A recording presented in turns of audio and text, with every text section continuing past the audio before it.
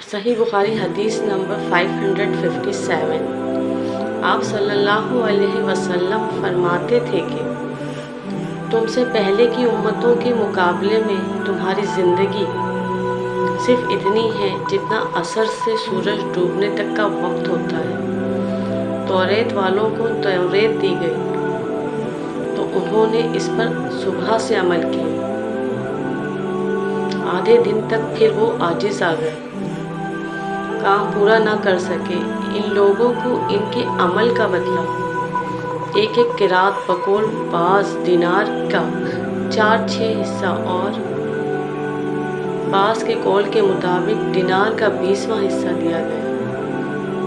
پھر انجیل والوں کو انجیل دی گئی، انہوں نے آدھے دن سے عصر تک اس پر عمل کیا اور وہ بھی عاجز آ گئے۔ ان کو بھی ایک قرات ان کے عمل کا بدلہ دیا گیا۔ پھر عصر کے وقت ہم کو قرآن ملا، ہم نے اس پر سورج کے غروب ہونے تک عمل کیا اور کام پورا کر دیا، ہمیں 2 قرات ثواب ملا۔ اس پر ان دونوں کتاب والوں نے کہا، اے ہمارے پروردگار، انہیں تو آپ نے 2 قرات دیے اور ہمیں صرف ایک قرات، حالانکہ عمل ہم نے ان سے زیادہ کیا۔